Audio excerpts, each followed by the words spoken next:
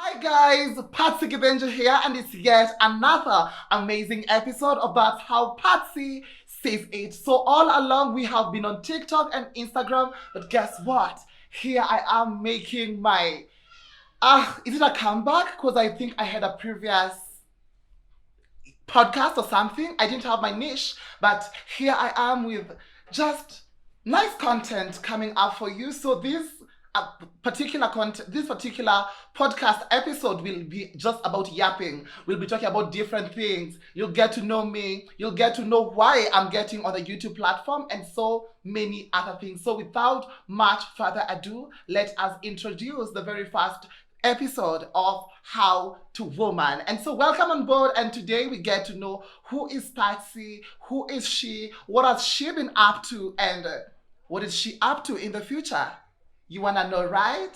So let us get right into it. And so we go right into my introduction. And Patsy is a transgender woman living in Kenya. I'm 25 years old, born on the 18th of February. Yes, guys, I'm a love baby, born 4 days after Valentine's. That is something I always brag about to everyone, to anybody, and to each and every person I encounter. And so, yes, after my birth, of course, being a transgender woman, transgender means that basically you don't subscribe to the gender assigned at birth. And so saying that, it simply means I was assigned male at birth, but then I have never identified as one. And did that bother me? Did that bother those who are around me? Of course, absolutely yes. And so when I was born, I remember when I was very, very little, I used to wear my sister's dresses. That was like my very first encounter with dysphoria. And so yeah, my dad would drive into the compound. We used to own a KKQ 281 back in the day. Is it 304, 544? Whatever those cars, in the vintage cars, whatever they were called. So we had one of those, a saloon car. And so my dad drives in, and I would see the disappointment in his eyes. Back in the day, it didn't occur to me that it was disappointment, or it was, I don't call it disappointment, because it will make you already assume that my dad was kind of toxic, or maybe he didn't love me as much as he would have loved if I was a baby boy.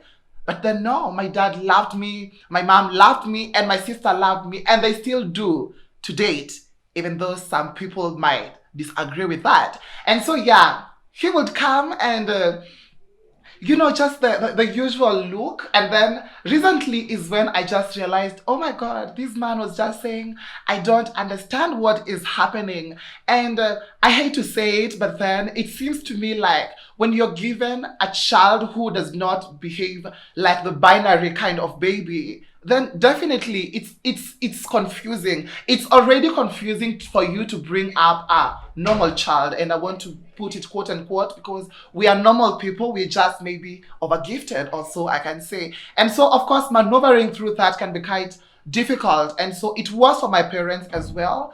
And so I just remember, I don't know, I think it's usually an attempt. This is what someone would call maybe what is it called? What is it called? Something like to manipulate who you are to suit someone else's preference. So that seems like this is what used to happen. So I would get different people telling me, you know what?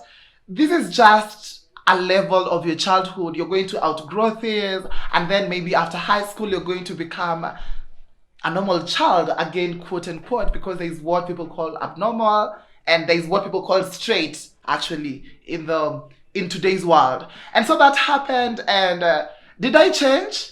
Of course not. I did not. If anything, I feel like my femininity now went on upgrading. And of course, several people were blamed for that. So the first question every time, and even today, whenever I meet certain people, they will ask me, Patsy, do you have a sister? And then everyone wants, maybe it's to make themselves feel better about it. They'll just be like, ndio maana, no wonder you behave like this. But then I'm just wondering, we have a couple of misogynistic men who come from a family of 10 sisters.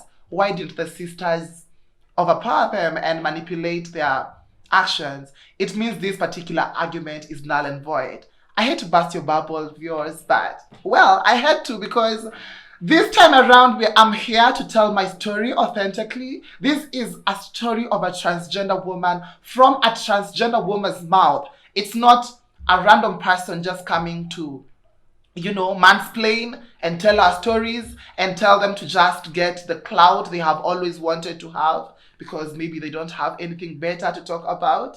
And so, yes, so my childhood, then now I start going to school, and now I realize that I enjoy the company of girls more than I enjoy that of my counterparts, the boys. And of course, now automatically this makes me an object of curiosity. And I remember one specific time when a teacher asked me, "Are you a girl's lover?" And for me to actually remember this particular question more than 10 years later, it means this is a question that actually made impact in my life. And I think it's at this point I just want to ask people, what is with this obsession that people have and that people want to always act like? They want to give labels to their children. They want their children to be male. They want their children to fit their description of masculinity, of femininity. What is with this obsession really? The truth is I don't have the answer because I have been a victim and I have not gotten a reason as to why. Because one thing for sure is you can live your life, but you cannot force your children to look like you are. Very recently, and I think I was just talking to some of the members of the production team, and I was just telling them we encountered one particular facilitator in a session we were having, and she was talking about how people use the LGBTQIA community as an object, or rather as an example of things that are being brought forth by people to fight the family system or the family dynamic. And my question is this: if you're seated there and thinking that the heteronormative kind of set is what is the real description of the family dynamic, how accepting, how liberal, how open-minded are you really? Because when I look at the family dynamic, it's just like how we make different recipes. We have people who love their food, slightly seasoned. Some people love their food over seasoned. Some people love their food hot. Some people love their food mildly hot. And so when I think of the family dynamic, we have families where it's a single parent home. We have families where the woman is the dominant, and I'm using dominant to just mean maybe she's taking over most of the roles in a very healthy way.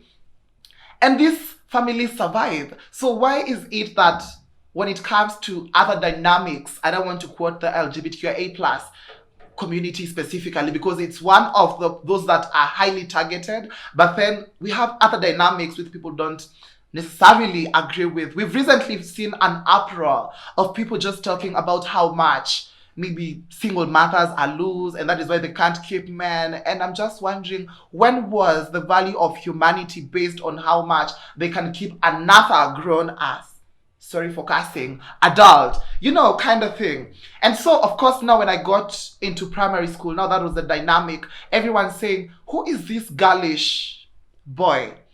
Who is this person? Who is this boy that wants to interact with girls all the time? And then I got to, now I always say this loudly, I think my mom was one of the persons who I thought really made my dysphoria less effective, because I remember she used to get me, different stuff, different girly stuff, from lip glosses to, scents, perfumes and everything.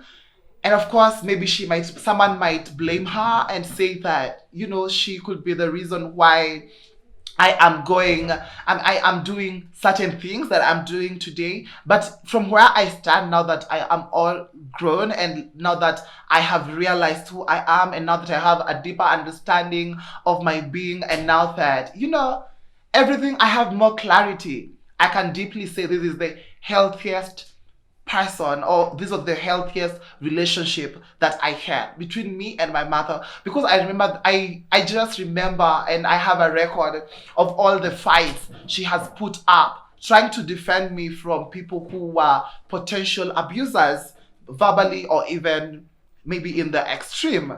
And I'm just like, clearly, no wonder they say the pain of a mother. But I'm not here to invalidate those people who feel like the dynamic between them and their mothers are not the healthiest. I'm here to say yes, but then in my own dynamic, I think my parent was, the biggest source of hope, the biggest source of support, and the biggest source of motivation. And I think she's the one who kept who kept on telling me to go. And I think enough of my childhood, and then we now transition now to doing content, like the extracurricular things.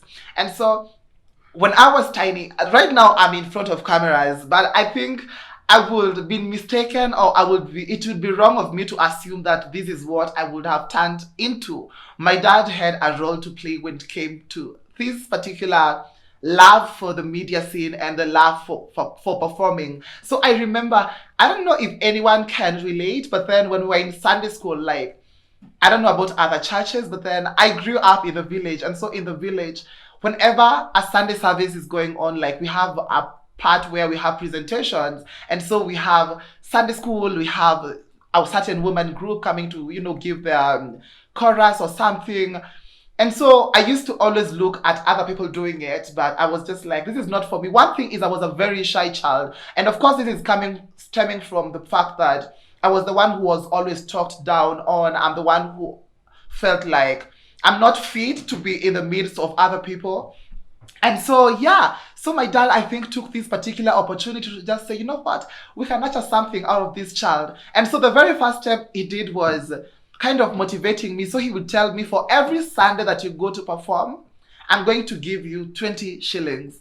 And so I would go to perform, not because I really love singing, not because I love crowds, not because I love to, just be entertaining people because I'm the prize. I'm the one who should be getting entertained. No?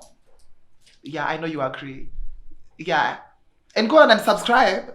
You can't be listening to this story like to this particular level and you're not subscribing. That is malicious of you. How selfish. Just click that button. Thank you. And so, so I started performing, and, slowly by slowly, I started now getting addicted to the stage. But then it was not like the deep level kind of addiction. So now back in school, he was a teacher. My dad was a teacher, just to put it out there. My dad, Givinji. I'm Patsy Givinji. Givinji is my dad. I love him so much. And yes, he was a teacher. So he was teaching in a different school, but then just took this opportunity to nurture my talent from a distance. If it was in the current world, we would say he was working virtually. So he would ask the music teacher to cast me in one of the performances. So my very first performance on stage was the percussion band, where you play different instruments. And so I played the, what is it? There's this thing. It was full of bottle tops and a platform of woodwork. It was from Nyanza. And I remember just how the very first time it was kind of intimidating, because the question is, these people who have been doing it for such a long time, how do they even do it? But then I was just there. And the first one, we didn't quite get to the national level. But then on the second time, now I got to nationals. I remember it was in Mombasa, and I was just like, oh my God, this is what I have been missing out by not performing on stage. And just to piggyback to the introduction part to the performance scene, I was also introduced to doing poems. But then remember, I said I studied in the village, and I think I was deep in my accent. And I just remember how, my command when it comes to English and Swahili was not really, really good. And so every time I would get to maybe the second level in the festivals, and so I kind of just gave up, kind of thing. And so I stuck to the percussion thing, because clearly it was doing it for me, because now I'd get to nationals. It's not really something I love. It's not anything I would miss my wedding to attend. But then, I got myself, a free trip to the Kenyan coast for the very first time from the village. And the certification was, I think, the that cream on the cake. And so now when I got to class 5, now I moved schools, and finally now I can speak a little bit of English, but it's not the best.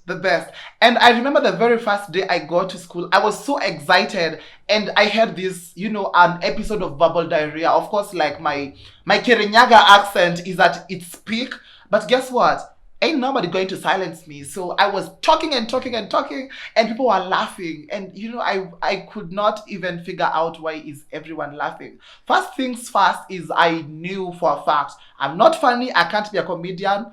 I cannot act to save my life. So I don't know why they were laughing. Maybe it was the clownery. But then I got there and drama festivals came, and girl, it was during lunchtime, and then I had this for singing. I studied in Embu, and so it was like an ambient song. And I just went there to just listen. Who are these people who are singing so well? And suddenly, one thing led to another, and I auditioned, and I was picked.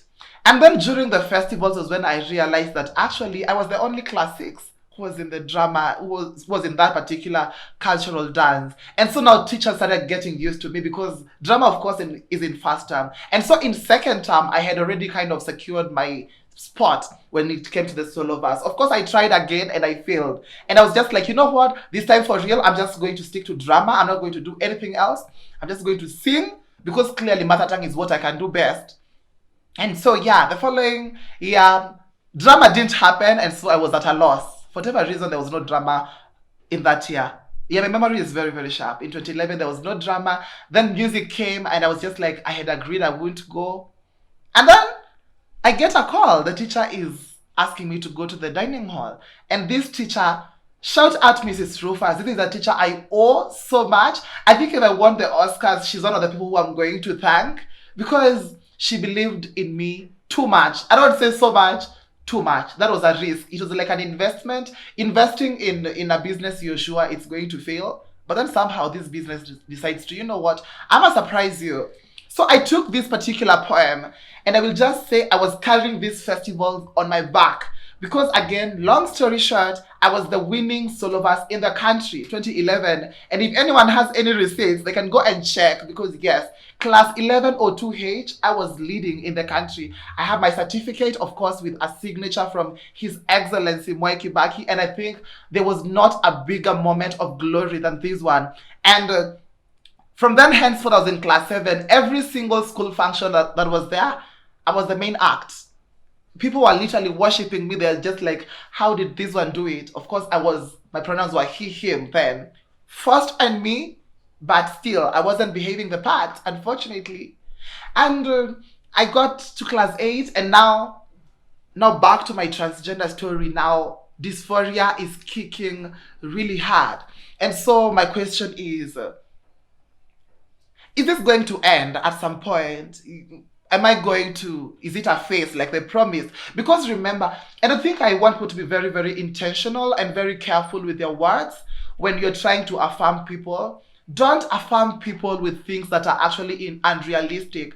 I loved it when my friend said to me, you know what, Patsy? It's not every cloud that is a passing cloud. Some clouds are there to stay and you have to adjust. Get your gumboots, get your raincoats, because that cloud will be longer than you expect it to be. And so, yeah, this was one of those clouds, the transgender, the transgender shape. It was there to stay.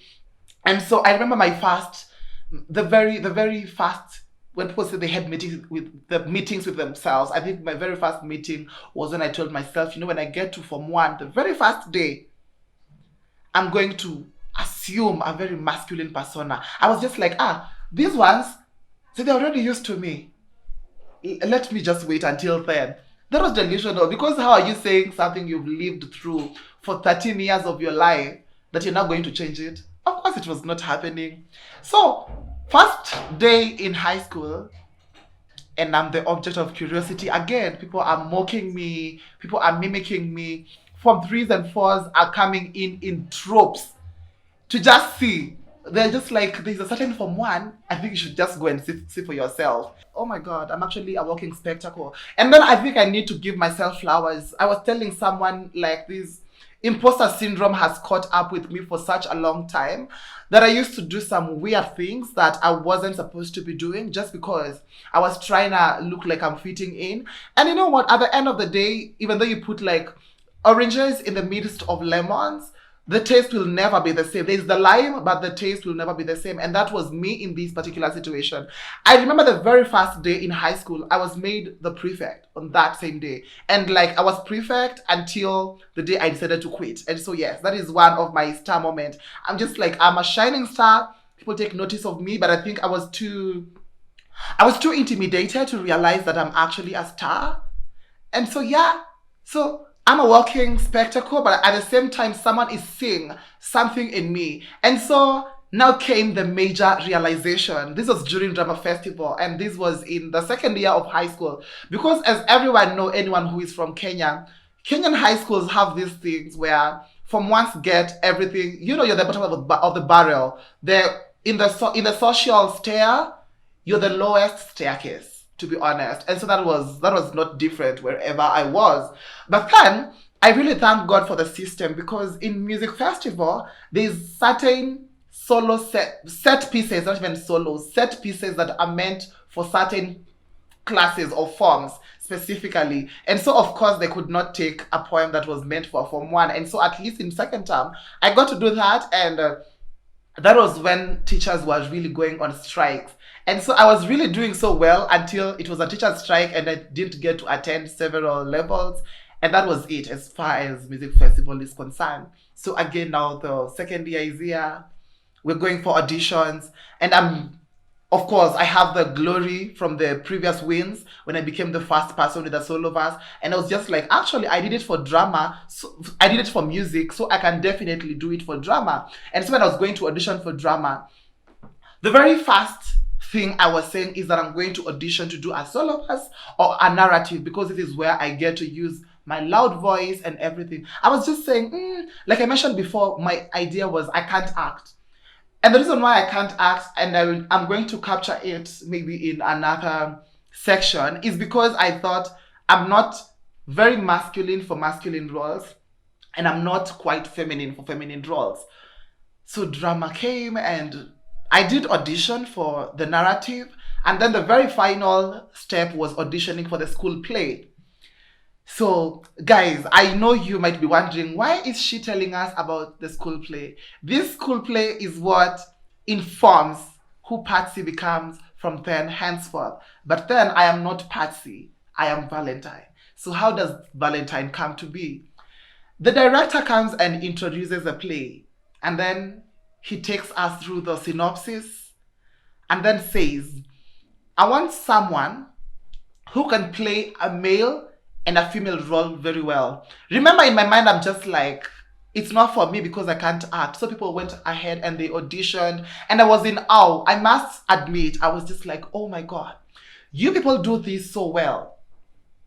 Then at the end of the, when you're just like, oh, we're wrapping this up, so we're going to class, and then we will get to know who takes what role. The director says, I am not satisfied with Valentine. So the Valentine in the play. And he says, I want to put this in a lame person's language. I want mtu anaweza cheza role ya Charlie Dame, which directly translates to, I want a person who can play a boy girl kind of role. And you guys, this is when now I really lose. Everything just crashes in front of my eyes, because now everyone turns and looks at me. And I know for anyone, it might look like this was your moment to shine. This was a moment to get a role. But then from where I stand, remember now I have a lot of informed dysphoria, which is stemming from people treating me differently and treating me. Remember, I'm in a boys' school also. I think this did not even make it any better. And I think boys in their puberty stage, there's just something about their hormones, like, you want to bully everyone. You feel like you're the biggest object in the room. You want to literally elbow everyone out of your way. Your muscles are coming through. And so you feel like you can fight. And so they look at me and I'm really mad. I'm just like, is this what you see me for? And this guy tells me, step forward. Come and audition. And I remember when he gave me the lines. The next thing I remember is me having the script. And this man saying, remember, there's just a kind of toughness directors usually have. And I was told before, it was at 4:30, because it's that period around before supper time. And so he just says, before we convene in the evening, I want you to have the lines to the first scenes. And guys, when I stepped on that particular rehearsal stage, Valentine I was from then henceforth. And until I left high school, I can proudly say I took all the female roles until I cleared Form 4.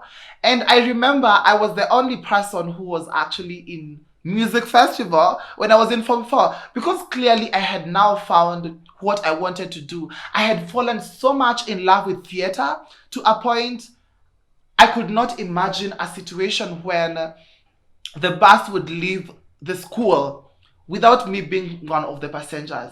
That was not possible. But then there was just something about theater that I felt like I felt like it was the right escape route for that particular time.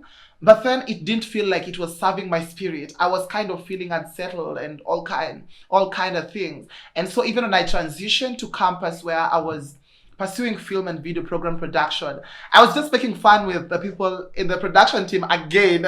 We've talked for quite a bit. And I was telling them, it's funny how I went to film school thinking that this is what I wanted to do. And then I realized, oh my God, operating cameras, operating that mixer, light and sound, it's not anything I want to do. I want to be in front of the cameras. And just to go back, I remember it got to a point in high school where I was being asked, what do you want to be?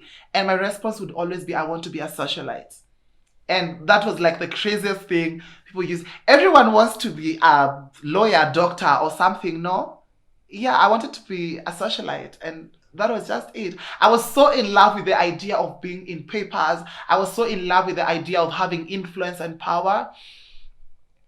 And these are things I actually had, but I didn't realize them because somehow people had managed to talk me down, and I was now starting to shrink. I was shrinking and seeing myself as a lesser being. And I was now in self-pity kind of situation. But then my dream to be in front of cameras was still there. And so, of course, I've tried acting at the Kenya National Theatre. I was there for quite a bit, but then I realized just how much exposures I needed to be able to pay, any bills. How many exposures really can you take to a landlord and tell them, you know what, I have 6 exposures, have them and give me a room?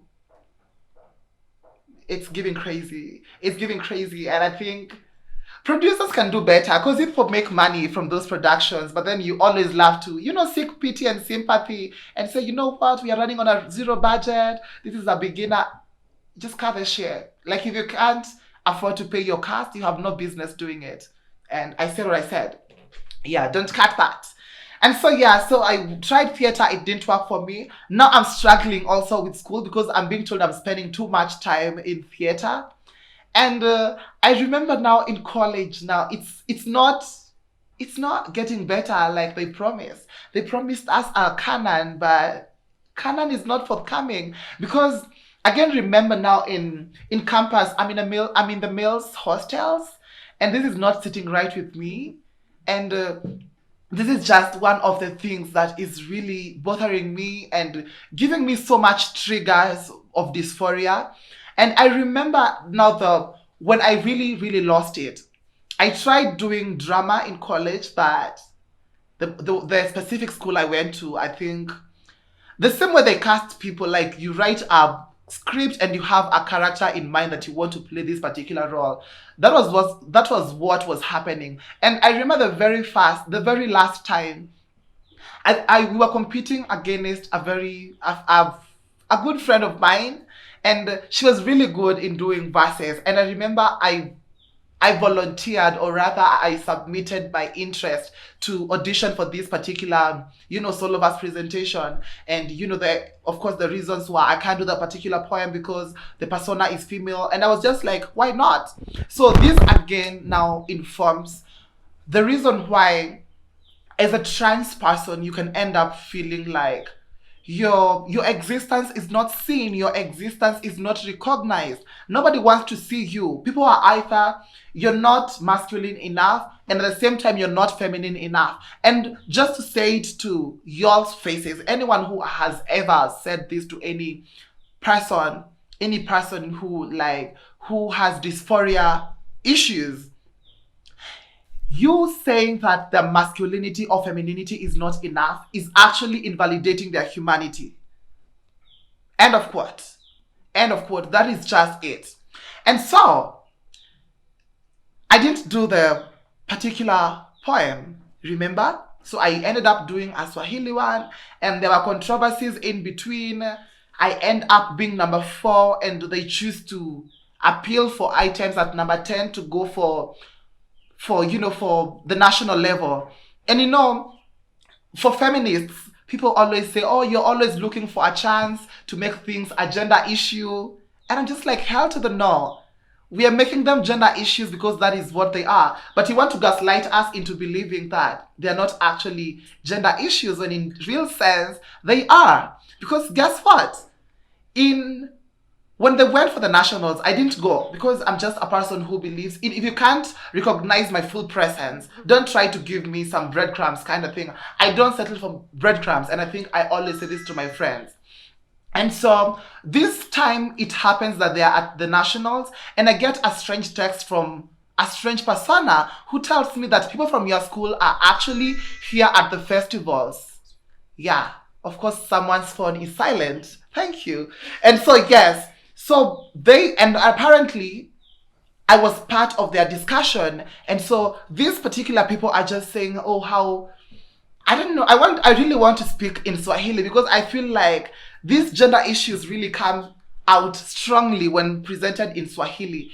The particular word they were using is huyo ni shoga na hatutaki shoga kwa club yetu. So, which directly translates to this is a gay person and we don't want gay people in our club. So make this make sense. This is a place where you're supposed to nurture talents. This is a place where you call it the industry where you make talents. But then here you are trying to discriminate based on sexuality, gender, and any other presentations. That was wild because I believe I have told someone before, I used to think that the media space is the most open-minded, but it turns out it's the most close-minded space, and especially in my country, and I'm not scared to say that because I believe I have what it takes, but more often than not, I have been kept from opportunities, or rather, my personality, my presentation, and who I am, and being loud about it has kept me away from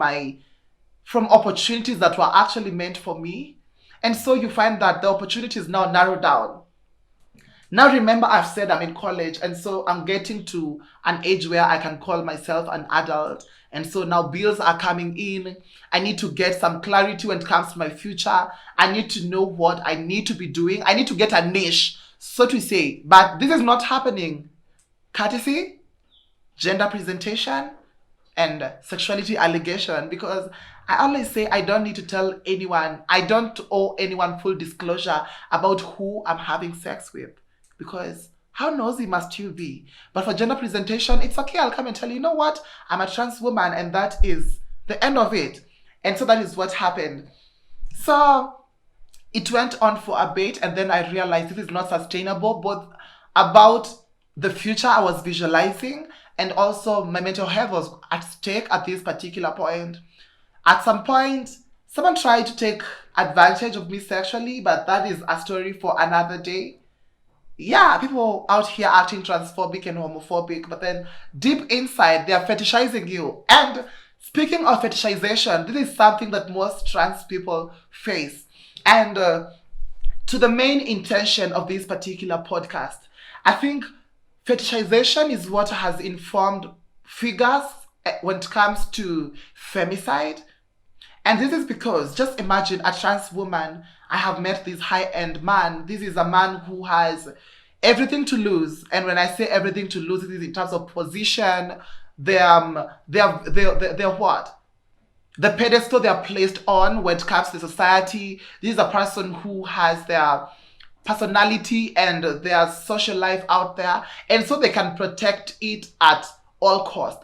And I remember in one of the meetings, I was just telling them, when being a woman puts you at risk, but now being a trans woman puts you even at a higher risk. But then there's something I always say. The heat is rising here. There's something I always say that, you know what? One thing for sure is this is not a suffering Olympic. But then when we think of privilege, we can't assume that certain groups of people don't have certain privileges. And it's okay for you to be cognizant of the privileges you are entitled to when it comes to, gender, sexuality, and whatever, because we don't want to sit here and assume that a cis gay man stands the same risk with an effeminate gay man. It's a lie we want to tell ourselves. It's a lie we want to, tell ourselves to make ourselves sleep better at night. But that is not the situation. But I guess it's not a conversation we are here to have today. What we are here to have today is just how now the fetishization issue brings forth the high rising of figures when it comes to femicide. And so this high-end person you have met as a trans woman, and so in an attempt to, silence you or keep his secrets safe, what do? Silence you. Yes, that is what happens. And so now, after a while, I realized that I could not keep up with campus, discrimination and the treatment that I was facing. And I call it quits for a while. I went home, tried different odd jobs, and this is again the other struggle when it comes to trans women.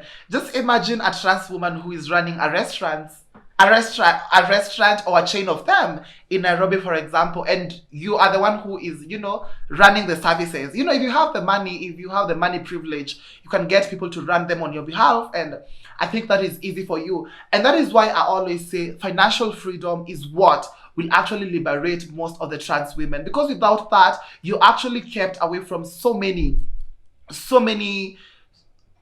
basic aspects of life that you actually need to survive, leave alone the privilege part of it, like cars and everything, even the basic attending schools, because if you have the money, you have the right to go to Hampshire in the US, or you can go to Yale School of Drama. But imagine if you have nothing, you have to go to Kariandusi University, and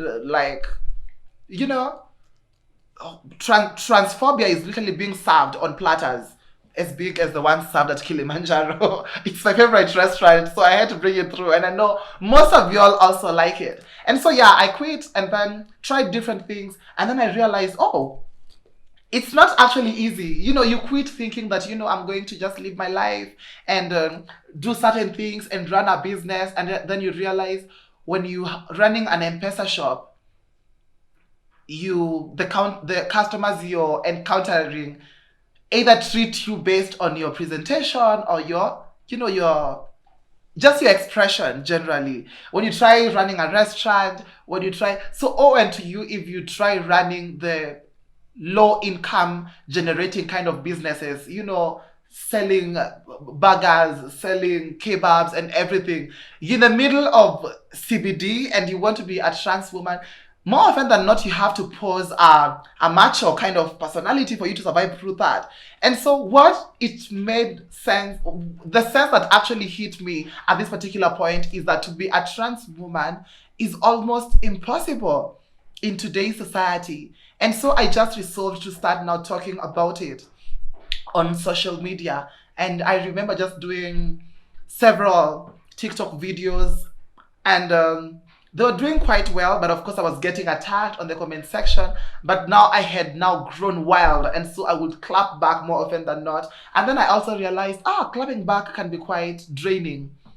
And so after a while, I will not to say that I'm the people who say you develop thick skins. Thick skins don't exist. Stop lying to people. Thick skins do not exist. People are out here traumatized from trolls. People are out here suffering courtesy of trolls. People are out here suffering imposter syndrome courtesy of trolls, and all we can say is grow a thick skin. No, the soft skin God gave you is enough. Don't try to make it harder. who the people you need to be addressing are the trolls. But I don't know where it got to a point where now victim blaming and victim shaming is the order of the day. But then that again is another story we are going to have. And so, yeah, so I talked about it for a while, and voila. People started noticing me, feminists, activists. And so one day I get, someone calling me and telling me, would you like to attend a space? And I say, yes.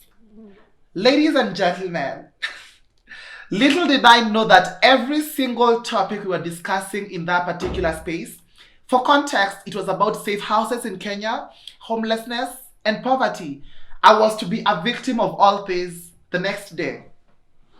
People think this is a motivational speaker kind of line where you say, oh, miracles happened and this and this happened to me. This happened to me literally the following day. So I have gotten a background of how safe houses work, about how different things, about the struggles people go through, the minority groups and the key populations. And then the following day I get kicked out of the place I was staying, and there I found myself in a safe house. For how many days? Months. For a whole 6 months, I was behind a safe house. And girl, do I have a story? Yes, I do. Is it a story for another day? Yes, it is. This is a whole episode. But things are not cute.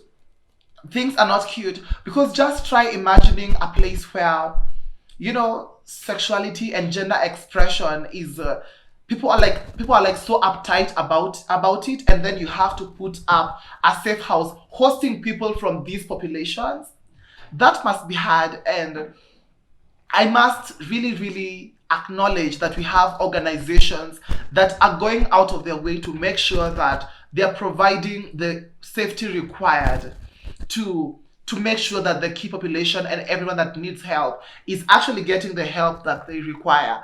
But we must also realize that we have people who are in that particular space to take advantage and make money and just siphon funds of people's suffering.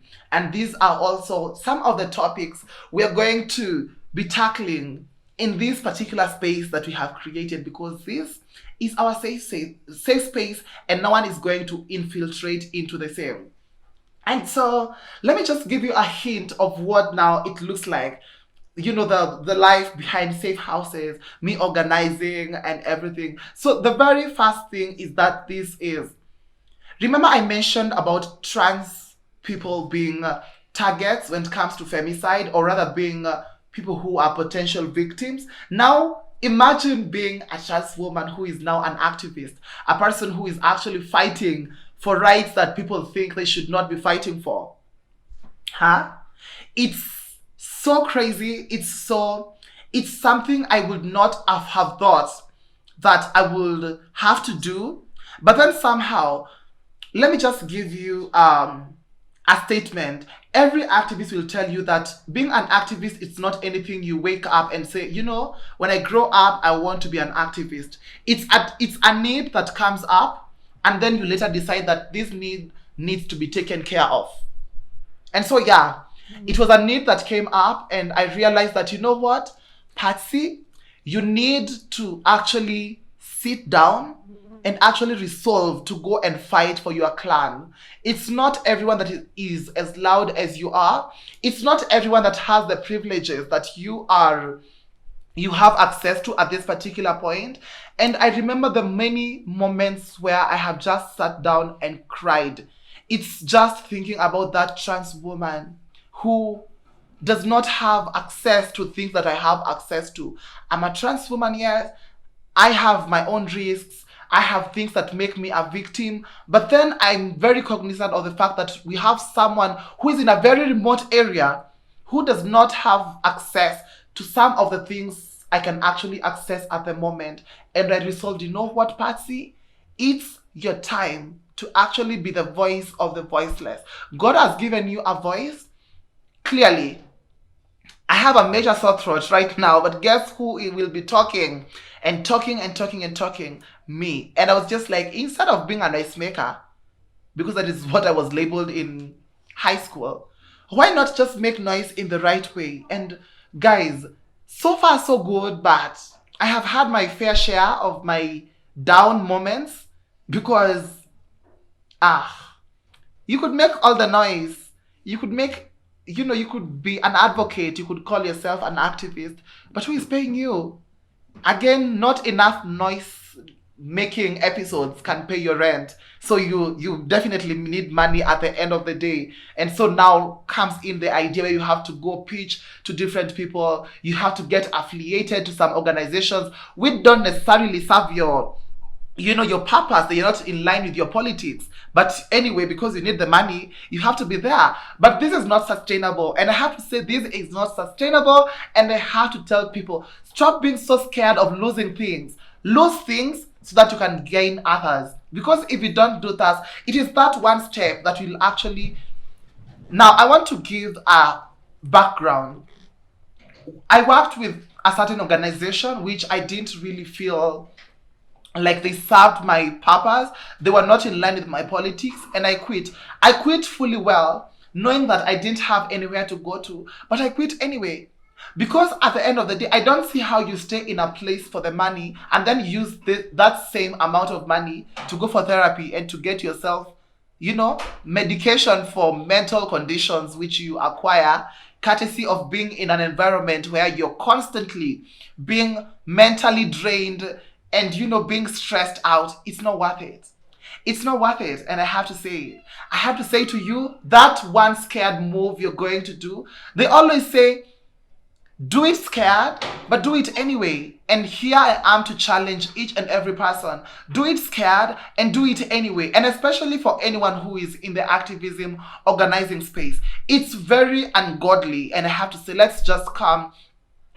Karma is not happy with you. It does not matter the kind of being you serve, the supreme being you believe in. It is wrong, it is unethical for you to say that you're actually doing a certain thing. And by thing, I mean, for example, fighting for the vulnerable population. And then you ending up going to make money out of their suffering when their suffering has not been dealt with. It's very, very wrong. It's very, very wrong. And then in just like a high point of my experience as an activist, I remember that was when now I came into contact with people who actually now served my purpose and they were in line with my politics. And now from then henceforth, I think when you get clarity, life becomes better. I don't say life becomes easier. Life does not become easier. It's a lie they tell. You just live life the best way you know how. Because I just remember my friend telling me, Patsy, you need to go back to theater. And my question was, how do I go back to that place where people are constantly talking, down upon you. People are always downplaying you. People are always bringing erasure to your existence. And she told me, no, you don't have to work under somebody. You don't have to fit into their particular descriptions. If they can't create a platform for you, create a platform for yourself. That was when I started now getting clarity. And then there was a space where there were queer artists just coming together in a residency and making arts.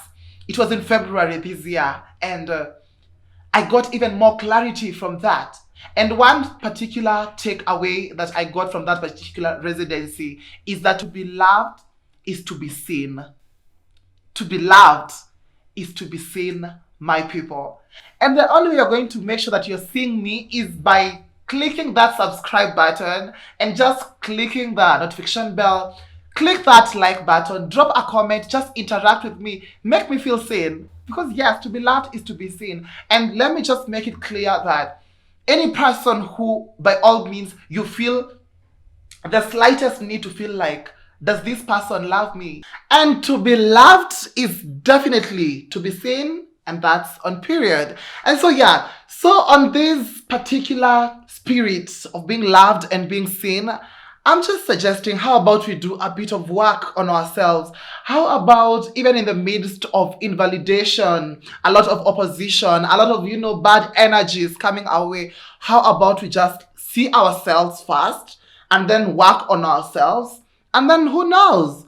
We can influence the world. Whatever it takes, we are agitating, we are going to organize, we are going to liberate. And what I say is, no woman is free until all women are free. And that is why at this particular juncture, I'm going to just recognize my favorite movement, the End Femicide KE, because they're doing an amazing work when it comes to femicide, and just recording and fighting for and just advocating and just organizing around that particular topic. Because the thing that was worrying me so much was when you're on the streets and someone asks you, Patsy, why are you demonstrating? And then you're just like, oh, you don't know femicide? And they're like, femicide? Nigariza kwenda wapi? And I'm just like, if you cannot realize that women dying is actually something that is worth organizing around, I think we're not taking us serious. People be taking us for the idiot. And this is just a call. It's just a call to action to every organizer, to every movement, to every organization, to every, single and what we call them, people who are not necessarily affiliated to organizations, because there is also that side of the story where people who are not maybe affiliated to organizations are not really seen, so they're not loved. Oh, I've loved that wordplay. And so yeah, it's just a call to just come on board and join Patsy and just do what has to be done, because I have realized that what has to be done is enough noise has to be made. People have to just step forward and say enough is enough. We cannot just have women dying left, right, and center, and people blaming the victims instead of holding the perpetrators accountable. This is why for the next very few seasons, or the next so many seasons of this particular series, we're going to just venture and just look into what femicide looks at and what aspects of femicide have actually been ignored, or what are those aspects of femicide that people don't actually take notice of because maybe they are minute, or maybe they don't affect you directly, and so you automatically assume, these things do not exist. And I think with that said, again, I will keep on screaming. I will keep on shouting. This is a very young child. We need to win her. And so I would want you to just humbly press that subscribe button, press that like button, press that notification bell, because I'm not sure you want to just miss on any flask of tea that is passing on your screen. You need to be notified every time I make an upload, and just drop those comments. Let me hear what you'd love to hear me speak about. I said here twice. Okay, grammar. I would want to hear you just give me feedback. Just tell me what you think about this particular premiere episode, because this is what it is. And with that, it's a hasta la vista from me, from wherever you are. Good morning, good afternoon, good night. And that is how Patsy sees it. Until next time, same show, same place, probably a different time. Bye-bye.